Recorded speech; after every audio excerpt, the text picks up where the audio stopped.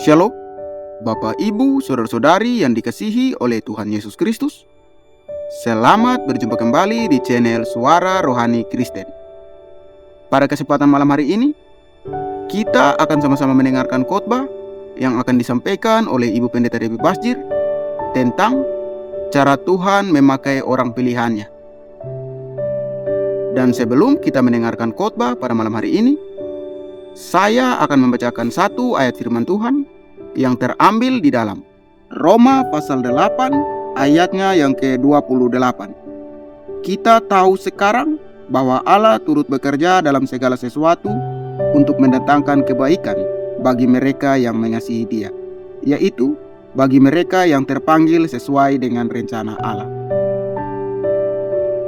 Amin. Tepuk tangan buat Tuhan Yesus, saudara. Silahkan duduk. Shalom. Apa kabarnya hari ini? Walaupun lagi ada masalah.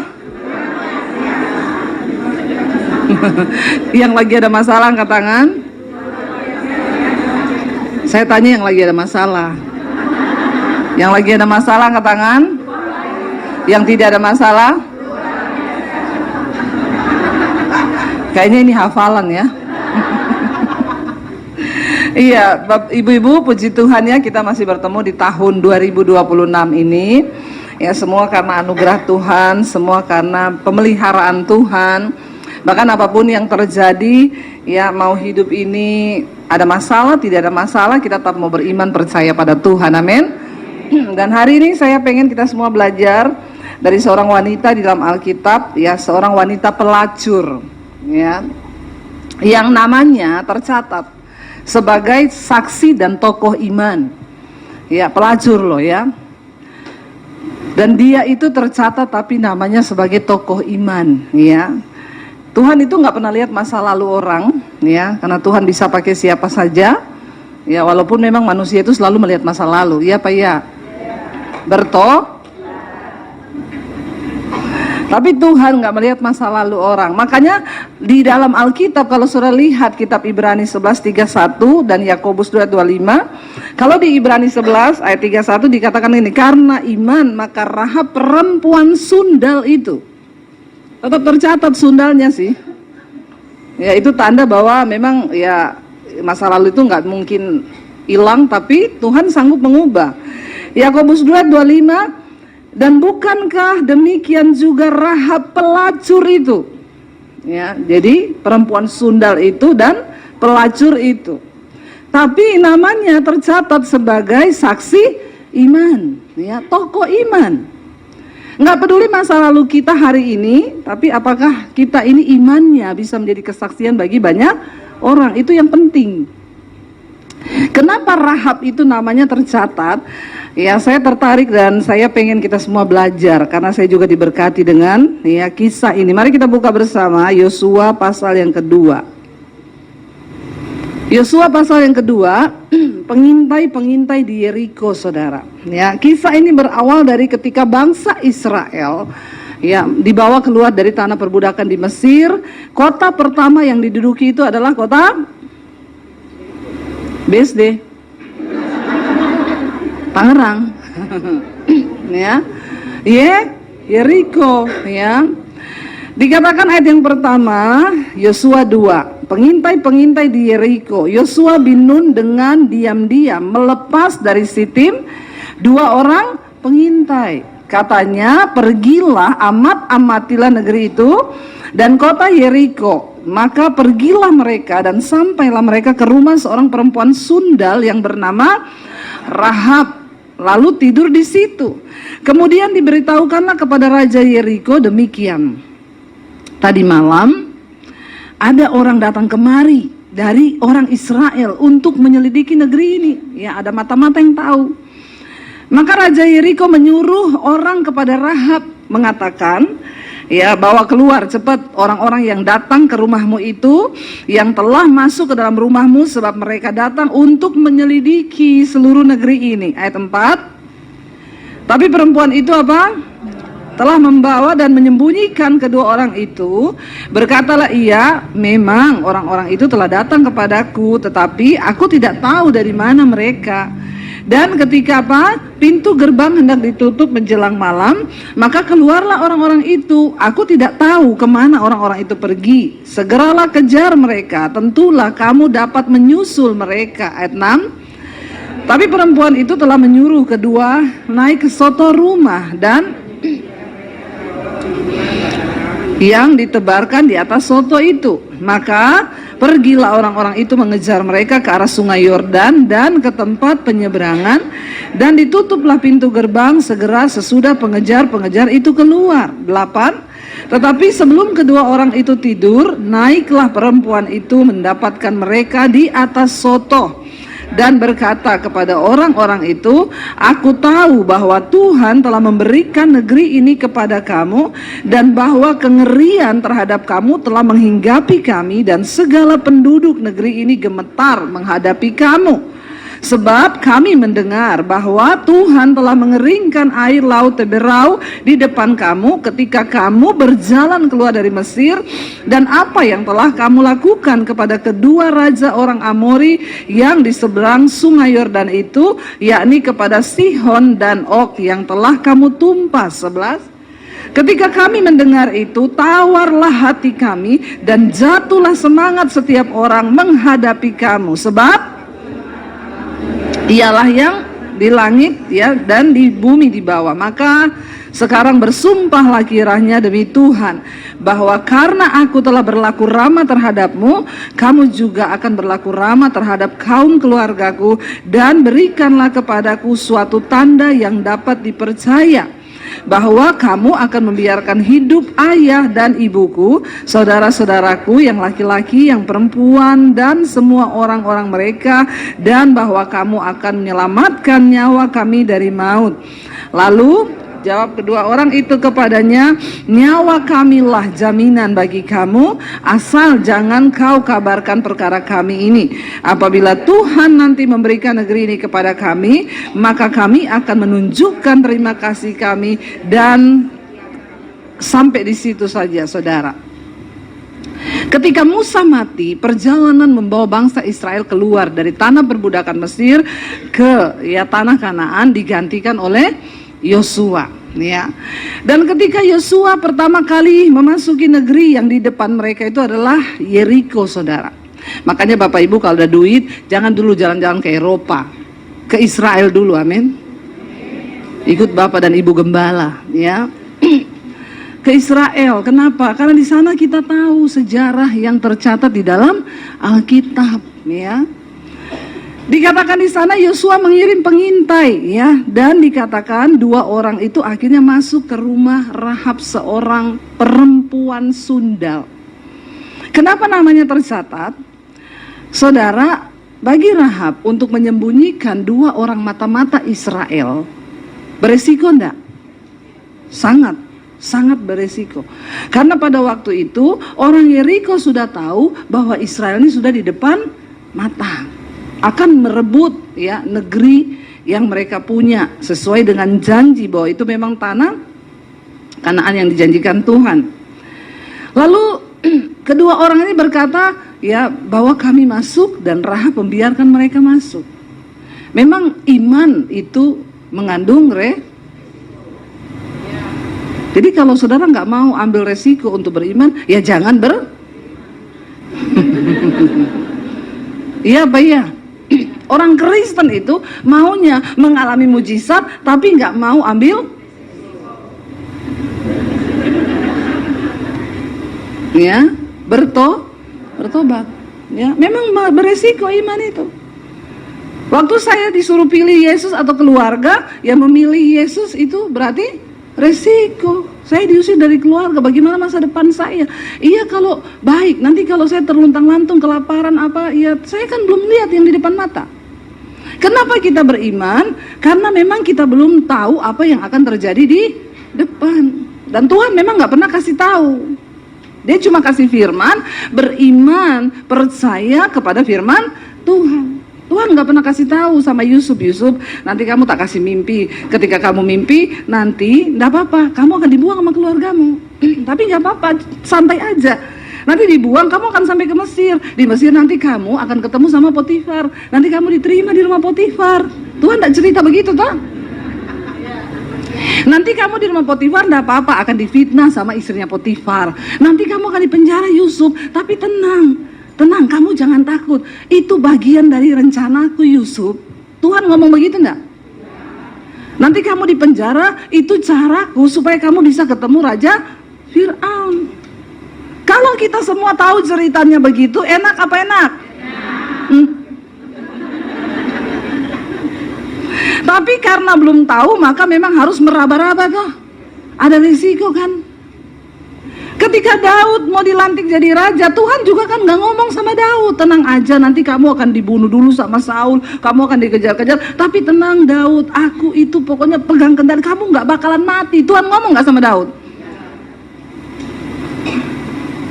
Bagian Daud hanya percaya pada firman Tuhan, beriman. Dan iman itu memang punya bilang kanan kirimu, ada resiko loh beriman. Tanya lagi, kamu siap nggak tanggung resikonya?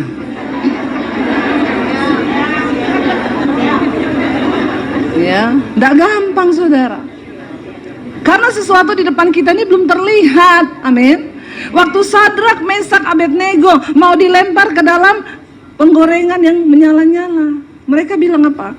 Kalaupun Tuhan yang kami sembah tidak menolong kami tidak akan tinggalkan iman kami. Beresiko enggak? Waduh, di depan ini penggorengan yang panas loh, mati enggak?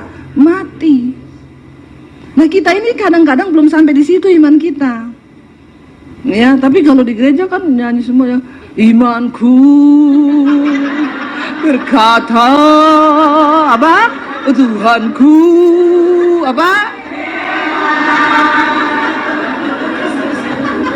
Sampai di rumah tetap hebat nak? Insya Allah. Ya baru ngalami masalah sedikit, baru lihat suami yang gak berubah, baru lihat tetangga yang begini-begini, udah luntur imannya.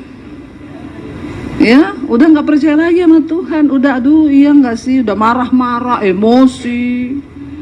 Tapi saya yakin ibu-ibu di sini udah gak ada yang marah-marah sih.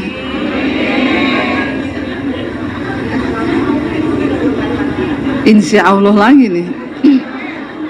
Ya. Beriman itu sama Tuhan tuh tidak gampang dan siap menanggung semua resiko. Ya, maka tadi nyanyinya lagunya benar itu. Walaupun gunung itu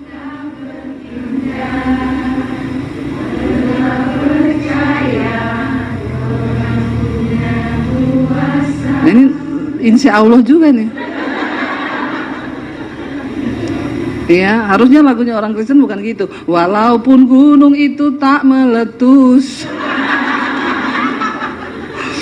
Ya, kita kalau nggak meletus sih Tuhan aman sih. Ya, kalau meletus aja jangan deh. Saudara, untuk beriman sama Tuhan itu memang ada resikonya. Tapi disitulah iman kita diuji, amin. Rahab tahu kalau disembunyikan dua orang ini, maka nyawa loh taruhannya. Ini musuh bangsa, mata-mata dari negeri Israel dikirim datang. Tapi ternyata apa yang membuat dia kuat, dia percaya dan dia mau menanggung semua resiko? Ternyata kita lihat di sana. Ayat ini berkata, saudara, kenapa Rahab melakukan semua itu? Ayat yang ke-9, ya. Aku tahu bahwa Tuhan telah memberikan negeri ini kepada kamu dan bahwa kengerian terhadap kamu telah menghinggapi kami dan segala penduduk negeri ini gemetar menghadapi kamu. Ternyata Rahab sudah tahu dengan mata iman. Dia percaya bahwa negeri mereka itu memang akan diserahkan Tuhan kepada Israel. Mari saudara, apakah kita ini punya pandangan ke depan melihat rencana Tuhan? Dan itu hanya bisa terjadi ketika memang kita melihat dengan mata iman. Kenapa Rahab percaya? Karena dia bilang ayat 10, 1, 2, 3. Sebab kami apa? Mendengar bahwa Tuhan telah mengeringkan air laut Teberau di depan kamu ketika kamu berjalan keluar dari Mesir, dan apa yang kamu lakukan kepada kedua raja orang Amori yang di seberang sungai Yordan itu, yakni kepada Sihon dan Og, yang telah kamu tumpas. Kenapa Rahab punya iman, percaya bahwa Tuhan menyerahkan negeri itu? Dikatakan karena apa? Iman timbul dari pendengaran akan drama box, ya, akan firman. Makanya hari-hari ini banyak dengar firman, ya, banyak baca firman. Jangan dengar gosip tetangga. Ya, jangan dengar kalau ada orang datang, "Hi, itu mertuamu." Langsung suruh tutup mulutnya, amin. Karena perkataan yang negatif itu bisa merusak iman kita loh. Amin, saudara. Dengar yang baik-baik aja, dengar yang enak-enak saja. Karena nggak semua orang itu membawa kabar iman kepada kita. Hati-hati dalam berteman, saudara. Ya, siapa itu? Pasti kalau saya suruh maju ada kesaksian itu. Tentang apa? Tentang temennya itu. Yang tadinya dipikir pendengar ternyata penyebar. Makanya jangan suka curhat sama temen, amin. Ya, curhat terbaik itu sama suami. Boro-boro bocor, didengar aja kagak. Iya apa iya? Iya toh? Saya juga sering begitu, saudara, kalau curhat sama suami, begitu saya. Kamu tahu nggak? Oh iya gini. Habis itu saya tanya, tadi saya cerita apa? Apa ya? Bagus. Curhat itu sama suami, karena nggak mungkin bocor. Sebab didengar saja tipis. Ya, nggak apa-apa. Berarti suami kita semua sama. Ya, nggak ada tuh suami kita mau curhat apa sayang apa. Nah, itu pasti setengah cucok meong itu suami begitu itu. Suami tulang lunak. Kalau suami yang normal pasti dia iya cerita aja, ya cerita dia sambil apa gitu. Habis itu kita tanya, saya tadi aku cerita apa? Apa ya? bagus ya. Yang penting kan kita sudah curhat toh. Jangan curhat ke temenmu. Ya, jangan curhat sama orang lain, ya, karena belum tentu dia itu pendengar, bisa menjadi penyebar. Ya, saya selalu ulang-ulang itu, karena banyak perpecahan terjadi itu gara-gara ya begitu itu. Ya, saudara baru ngomong gini, aku mau curhat dong. Ya, aku tuh cuma curhat sama kamu loh, karena kamu tuh bestiku. Ya, dibalas, iya say, silakan say, ya. Curhat, ya. Baru kau tutup teleponmu, dia sudah WA bestinya juga. Mau denger nggak? Apa? Tapi cuma kamu loh yang saya ceritain. Kenapa? Karena cuma kamu bestiku. Ya itu. Ya, kau ceritanya ubi sampai sana kolak toh. Sudah ditambahi gula, santan, garam, udah komplit bumbunya. Kalau mau curhat sama Tuhan saja. Datang masuk kamar, tutup pintu, curhat, amin. Curhat tuh, ya. Bahkan sama pendeta nggak usah lah, tambah-tambahin kerjaan pendeta kau. Tuh juga pendeta nggak bisa buat apa-apa kok. Ya saya dicurhatin gitu, saya cuma bilang berdoa bu. Ya, emang iya toh? Masa saya bilang tatap mata saya? Kan enggak toh? Emang pendeta sakti? Ya. Nggak usah nambah-nambah beban pendeta sudah. Ya, pendeta itu cuma cukup hari Minggu khotbah. Dia persiapan khotbah juga udah stres. Saudara lagi datang mau curhat-curhat, nggak usah curhat. Orang Kristen tuh kebanyakan curhat karena kenapa? Orang yang kebanyakan curhat tuh jarang baca Alkitab. Saya sudah tahu itu rahasianya. Kenapa kau curhat? Karena kau nggak tahu firman Tuhan. Kalau kau tahu firman Tuhan, nggak perlu kau curhat. Oh ada ini ternyata Alkitab bilang, ya ada semua di Alkitab.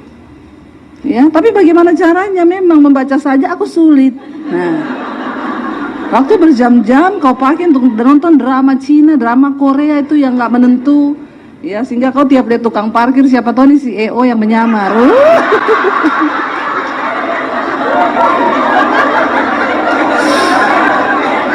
Iya kan ibu-ibu?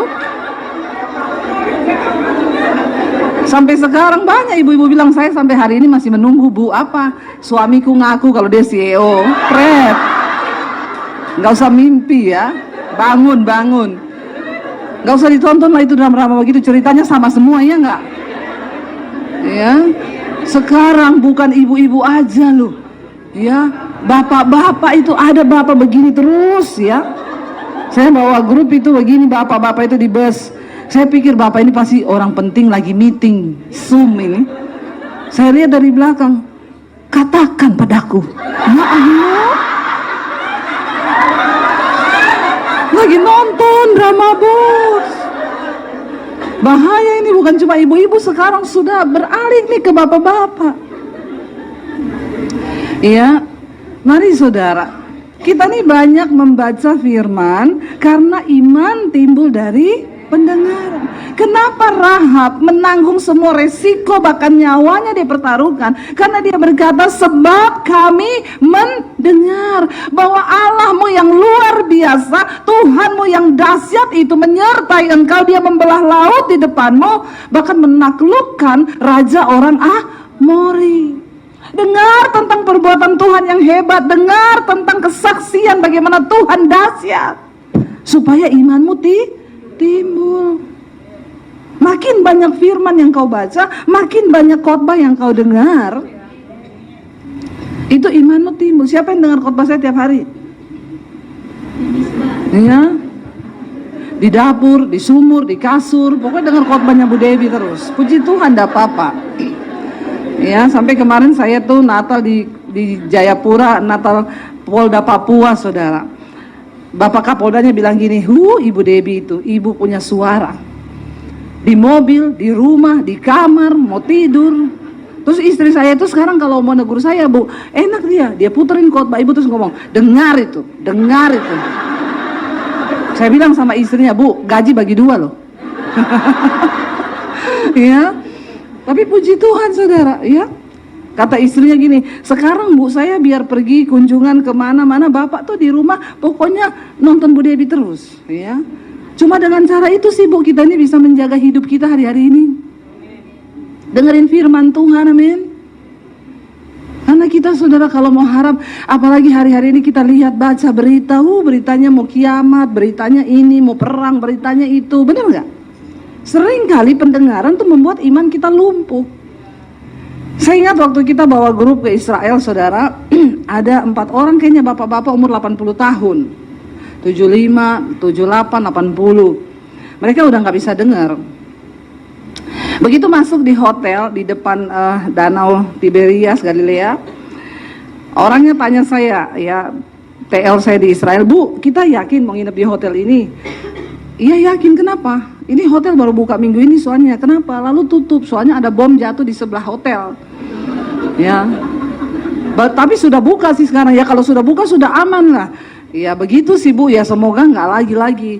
Nggak apa-apa lah, saya bilang, pokoknya kita suka itu karena depannya danau Galilea.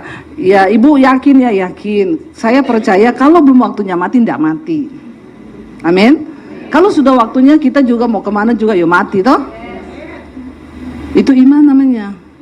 Memang beresiko. Begitu masuk di hotel, langsung di briefing semua sama manajer hotel sama TL saya. Bapak Ibu, kalau dengar bunyi alarm, langsung dalam waktu 1 menit lari ke bawah tanah. Ya, ada bunker di situ. Harus sampai di bunker, jangan lewat lift, lewat tangga darurat. Lalu waktu kita sudah berjalan ke kamar bawa koper, suami saya bilang, itu opa-opa tadi mereka enggak dengar loh itu pengumumannya. Gimana ya saya bilang sama suami saya, malah bagus. Orang nggak dengar itu aman hidupnya. Nggak dengar yang bahaya-bahaya toh. Kata suami saya, jadi nggak usah dikasih tahu, nggak usah. Besok pagi jam 7 saya lagi mandi di kamar mandi, alarm bunyi. Wih, wih, wih, wih, wih, wih, wih, wih. Suami saya sudah mandi, dia teriak, alarm, saya dengar. Terus kata suami saya, terus gimana ini, lari atau tidak? Saya sekalian menguji cinta suami saya. Saya bilang saya tidak mungkin lari, saya lagi di kamar mandi. Kalau kamu mau lari silakan lari. Dalam hati saya, kalau saya keluar dia lari pulang Indonesia, talak 3. Berarti kau cari aman bagi dirimu sendiri. Itu namanya sehidup semati, satu hidup satu mati. Saya keluar, suami saya ternyata enggak lari. Saya bilang, kok kamu enggak lari? Ya enggak lah, orang kamu enggak lari, maksud saya lari. Puji Tuhan, ternyata teruji. Dia lebih takut saya daripada takut bom.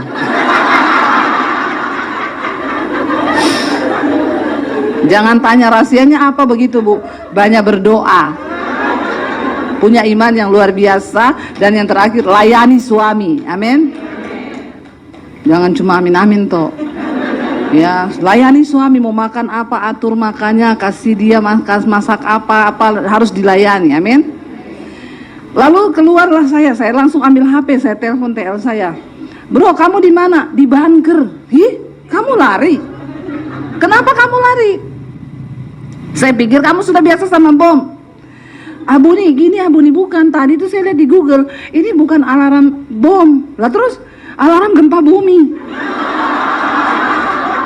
Lah terus kami di Israel tidak pernah gempa bumi. Kalau bom saya nggak lari. Saya bilang puji Tuhan ya, kita di Indonesia tiap hari gempa bumi. Jadi saya nggak lari, itu benar. Sudah selesai akhirnya ya, saya selesai mandi, kita turun ke restoran. Waktu kita turun, orang kan masih di bunker semua, masih mau naik. Itu opa-opa lagi ngopi di restoran. Saya ketawa, saya bilang sama suami saya, apa saya bilang benar toh? Lihat mereka lagi ngopi dan enak duduk-duduk main HP di situ. Coba kita tanya. Suami saya datang, "Opa, ya Pak Pendeta Shalom. Opa tadi dengar?" "Hah?" Ya toh? "Tadi Opa dengar alarm bunyi?" "Enggak." Ya toh? Puji Tuhan, aman toh. Daripada saudara yang udah lari-lari lewat tangga darurat, saya bilang dalam waktu 1 menit sampai di bunker, kepleset geger otak mati malah. Mereka aman. Ya, seringkali kita nggak dengar berita-berita, nggak dengar hal-hal yang negatif, itu justru membawa aman bagi diri kita. Ya, saya tuh waktu scroll saudara Instagram, kan muncul tuh ya, mau kiamat, ini perang dunia, apa-apa. Akhirnya saya bilang sama suami, saya nggak mau dengar itu lagi, saya mau dengar firman Tuhan aja, males juga. Ya kita akhirnya hidupnya jadi ketakutan. Yesus bilang, di akhir zaman kamu akan mendengar berita-berita yang menakutkan, dan akan banyak orang mati karena ketakutan. Ya, jadi jangan dengar yang menakutkan. Ya, kayak bapak-bapak itu tuli. Saya bilang sama suami saya, kenapa mereka umur panjang? Karena tuli, Tuhan panggil dia nggak dengar juga. Bertobat ya. Enggak, bukan itu ya. Tapi nggak dengar. Ya mantunya datang curhat, dia iya toh aja, tapi dia nggak dengar. Makanya umur panjang dia. Coba kalau dengar mantu curhat, anak curhat, stres nggak?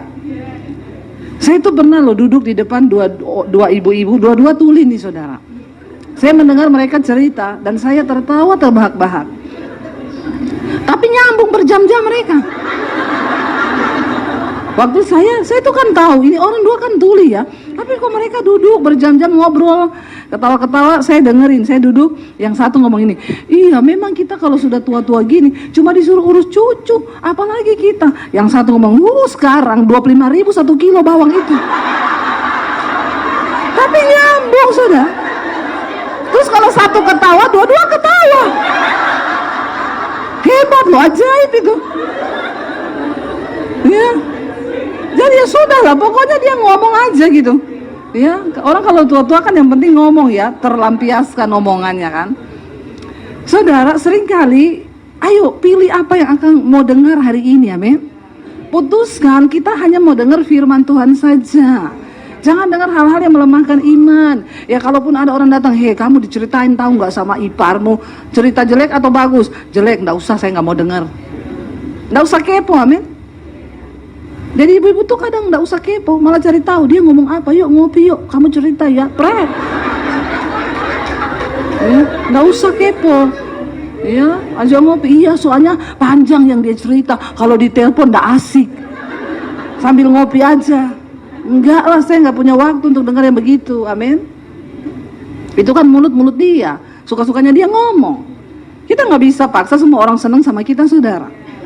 Ya, dia mau senang mau kagak, apalagi saya begini, saya paling nggak peduli. Lu senang monggo, kagak ya silakan. Bener nggak? Yang penting kita hidup di hadapan Tuhan benar. Yang penting hati kita benar. Jangan ada kepahitan, jangan ada kebencian. Maka biar orang melihat berkat Tuhan dalam hidup kita, amin. Kita mengalami kemuliaan Tuhan. Ya, jangan benci, tetapi juga jangan terlalu apa-apa tuh didengar. Banyak orang itu, saudara, akhirnya nggak bisa tidur, sakit jiwa. Kenapa? Karena kau mau dengar semua. Ya, padahal kau tidak bisa mempertanggungjawabkan mulut orang kan. Belum tentu kan mulut orang itu benar. Ya, suaranya ipar kau dengar, padahal ipar adalah maut. Ya, suara ini kau dengar, suara itu kau dengar. Bagian kita hari ini tuh hanya menjaga hati. Kita ini sudah menghindari yang begitu aja, jaga hati ini susah loh. Benar nggak? Kita harus berperang sendiri kan. Saya itu setiap hari bangun Tuhan dalam nama Yesus. Kalau ada apa di hatiku ini nggak beres dalam nama Yesus. Kalau ada aku benci orang dalam nama Yesus. Saya berperang sendiri terus. Ya, jangan sampai saudara kita itu dibodohi orang sampai kita mendengar hal-hal yang negatif membuat iman kita kandas. Ya, jangan mau. Ini hari-hari terakhir kita harus berjuang dengan iman. Dan iman itu nggak ada hubungannya sama orang lain. Iman itu kita sendiri yang harus bangun, amin. Makanya Alkitab bilang, bangunlah imanmu di atas dasar iman yang paling suci. Siapa yang bisa membangun iman kita? Kita dengan Tuhan. Bahkan pendeta juga nggak bisa suruh-suruh kita kalau kita memang tidak mau membangunnya dengan Tuhan. Rahab bilang, kami telah mendengar bahwa Tuhan, ya, Tuhanmu yang luar biasa itu telah membuka jalan, mengeringkan sungai. Ayat 11, ketika kami mendengar itu, apa? Tawarlah hati kami dan jatuhlah semangat setiap orang menghadapi kamu, sebab Tuhan Allahmu ialah Allah di langit di atas dan di bumi di bawah. Biar orang lain tahu bahwa Allah yang menyertai hidup kita itu Allah yang dahsyat. Amin, saudara. Nggak usah terlalu peduli dengan kanan kiri. Tuhan, aku pengen mendapat perkenanan Tuhan. Karena waktu kita dapat perkenanan Tuhan, Tuhan akan menyertai hidup kita.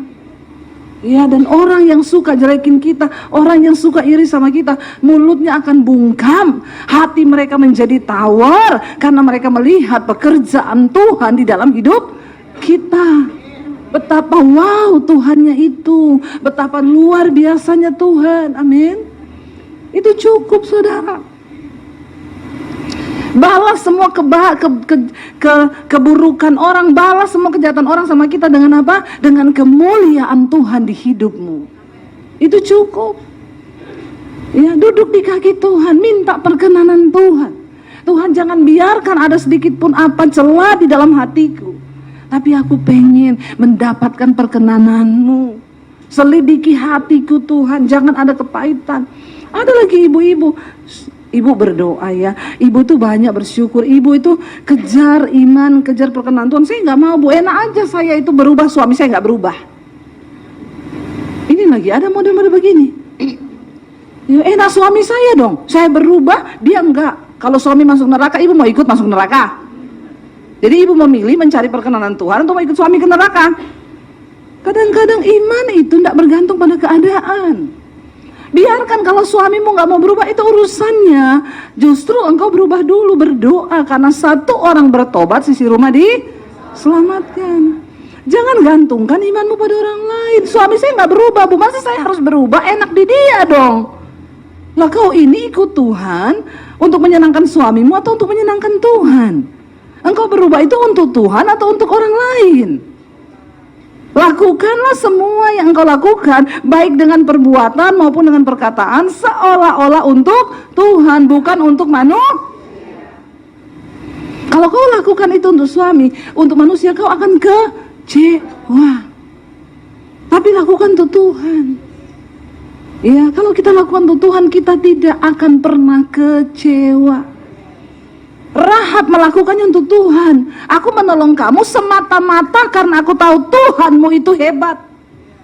Tuhanmu itu telah menyertai kamu. Tuhan yang dahsyat mengeringkan laut. mengeringkan sungai. Ya saudara, ketika kita melakukan semuanya untuk Tuhan, kita tuh gak gampang kecewa. Amin. Mau suami ngapain, mau suami gini. Ada ibu-ibu saudara udah 70 mau cerai sama suaminya. Saya bilang, ibu kenapa mau cerai? Suamiku itu cuek, ibu suami. Kenapa ibu bertahan sampai 70 tahun sekarang? Kenapa gak ada dulu-dulu cerai? Kalau mau cerai sekarang, sudah tua kau sayang. Bener gak? Ngapain juga mau cerai udah 70, mau sebentar lagi juga dipanggil Tuhan. Iya gak? Sekarang yang ibu butuhkan, tanggalkan egomu. Udah gak ngapa-ngapain juga kok. Ya memang suami itu makin tua makin aneh. Amin ibu-ibu.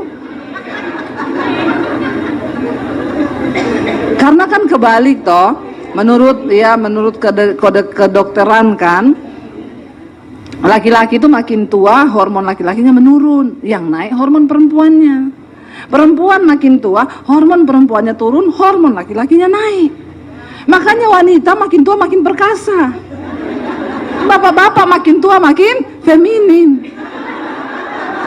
Ini benar Bapak Ibu, saya udah tanya sama orang-orang yang suaminya mulai tua, bener cerewet banget Bu. Ya apa dikit tuh komplain, apa dikit memang akan tertukar. Tuhan itu adil. Ya, makanya saya kalau ngomong ke bapak-bapak, bapak-bapak juga kau kalau muda jangan sombong kau, nanti kau tua kau akan jadi feminim. Istrimu jadi perkasa. Makanya kalau makin tua itu bapak-bapak nanya istri kan, iya kalau jawab, ya iya udah sudah nenek. Lalu suaminya bilang, sekarang kok kamu galak? Ya, sekarang kok kamu kasar ya? Padahal memang itu sudah biologisnya begitu. Nah saya ini lagi membayangkan suami saya ini orang Solo. Saya ini dari dulu sudah perkasa. Suami saya dari dulu sudah feminim. Kalau tua bagaimana ya? Enggak ya. Ketika kita mau menjadi pelaku firman Tuhan ya, itu yang paling penting. Hormon berubah silakan, tapi menjadi pelaku firman harus tetap. Tugas istri layani suami, amin. Ya, walaupun secerewet apapun layani saja. Bangun pagi urus sarapannya, urus makannya. Ada yang begitu di sini? Angkat tangan. Ambil sepeda di bawah. Yang tidak begitu, angkat kaki. Pulang saja kau, bertobat. Iya, ayo ibu-ibu. Ya, mau seperti apapun kita berusaha untuk menjadi pelaku firman Tuhan. Karena ketika kita mengejar perkenanan Tuhan, maka kita menerima kemuliaan Tuhan. Perkenanan Tuhan itu di atas segala-galanya. Ketika akhirnya Rahab mendapat perkenanan Tuhan, Alkitab berkata, apa yang menjadi bagian Rahab? Dia dan seisi rumahnya diselamatkan. Ya, bahkan orang-orang di sekeliling mereka diselamatkan. Dan Alkitab berkata, Rahab si pelacur itu dibenarkan karena iman tanpa perbuatan mati. Ya, mari kita sempurnakan iman kita dengan perbuatan kita di dalam ketaatan. Sebesar apapun resikonya, aku mau taat Tuhan, aku mau percaya Tuhan. Tidak ada perkara yang mustahil bagi Tuhan. Yuk kita bangkit berdiri bersama, kita nyanyi lagu tadi. Walaupun gunung itu tak berpindah Tuhan, kami mau tetap percaya.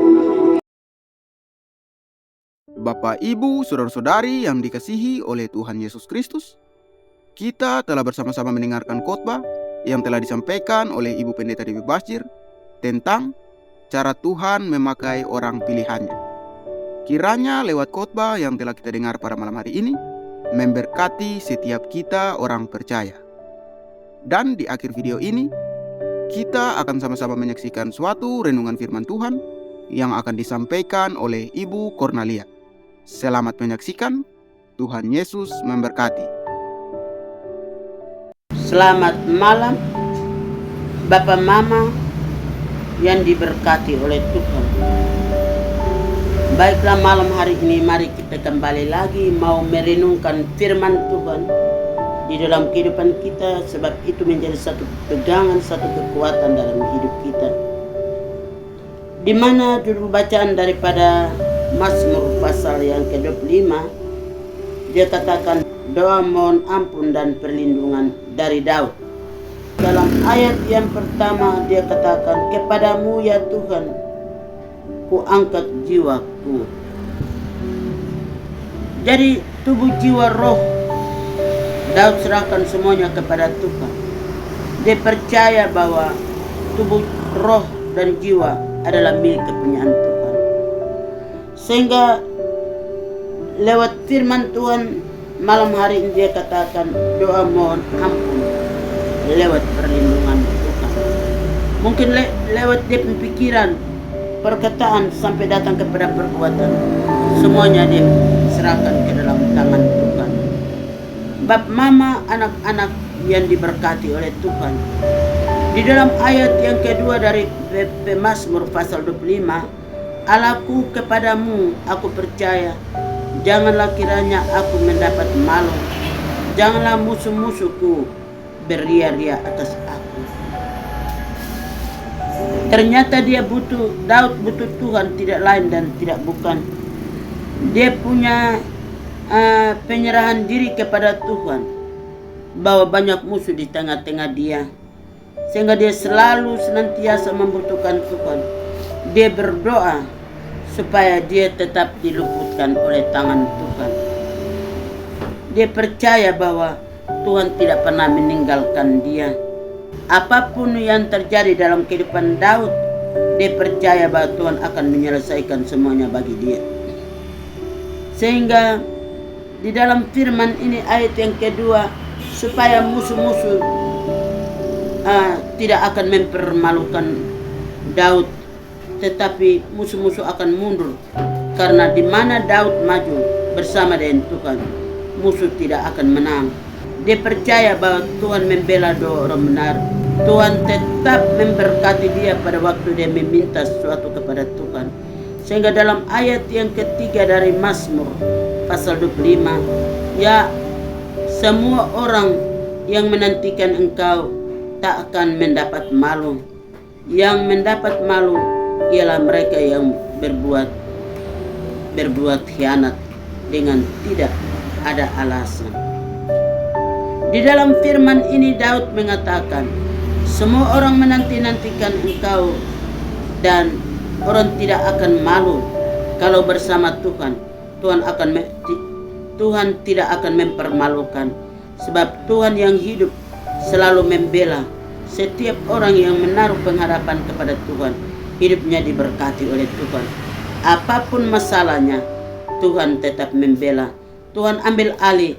Tuhan selalu senantiasa selalu memegang tangan erat daripada Daud, sehingga dia tidak akan jatuh, dia tidak akan goyah, tetapi dia kuat berdiri di tengah-tengah musuh. Ternyata musuhnya akan jatuh dan meninggalkan Daud.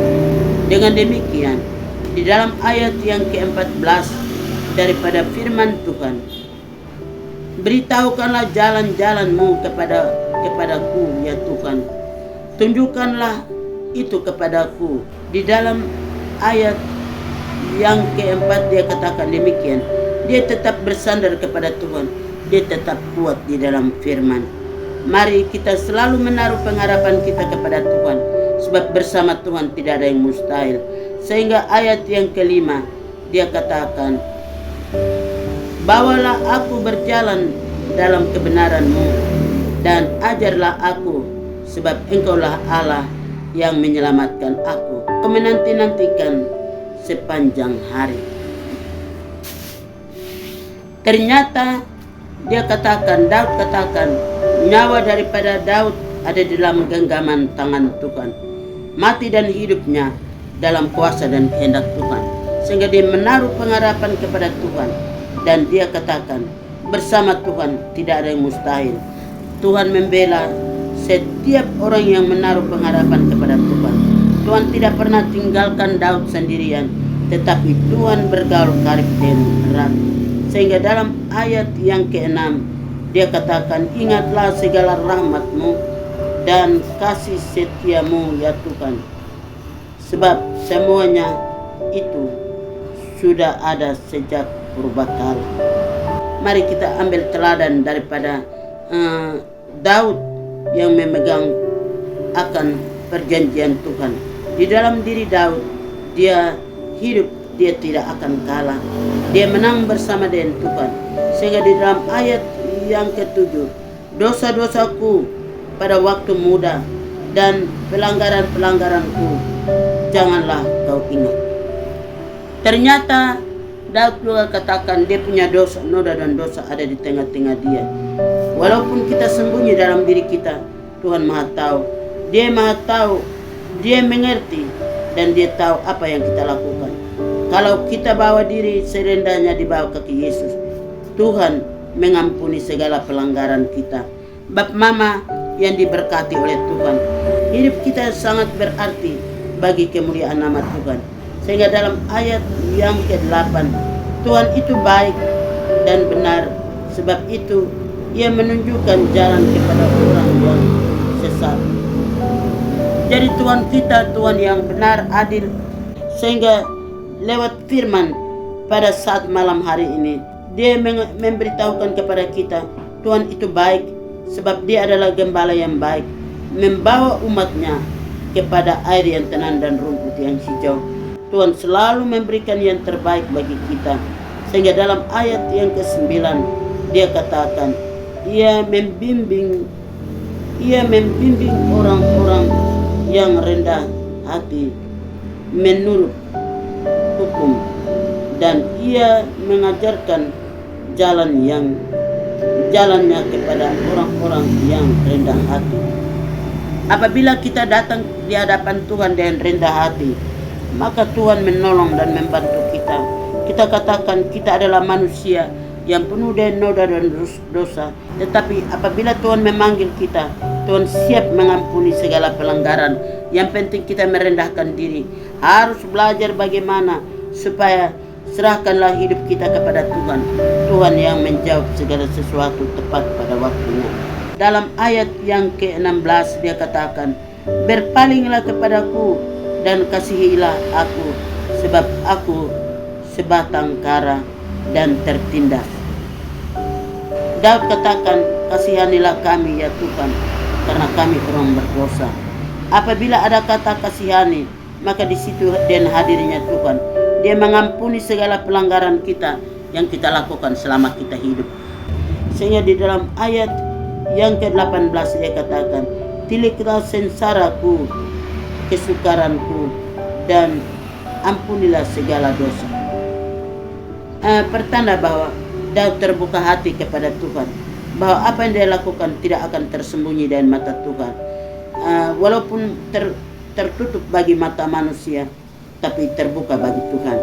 Bap Mama, anak-anak yang diberkati oleh Tuhan, kita dikatakan berbahagia karena kita punya Tuhan yang hidup, yang selalu senantiasa kita menaruh harapannya pada Tuhan. Di dalam ayat yang ke-21 Dia katakan, ketulusan hati dan kejujuran kiranya mengawal aku, sebab aku menanti-nantikan Engkau. Yang terakhir Dia katakan, ya Allah, bebaskanlah orang Israel dari segala kesesakannya. Ternyata Daud adalah orang Israel masa lampau. Dia adalah Daud yang mempercayakan diri kepada Tuhan, menggantungkan pengharapan kepada Tuhan. Kita menerima firman Tuhan, kita membawa firman Tuhan pada malam hari ini, dan kita percaya, kita berpegang teguh akan firman di dalam nama Bapa, Anak, dan Roh Kudus. Amin.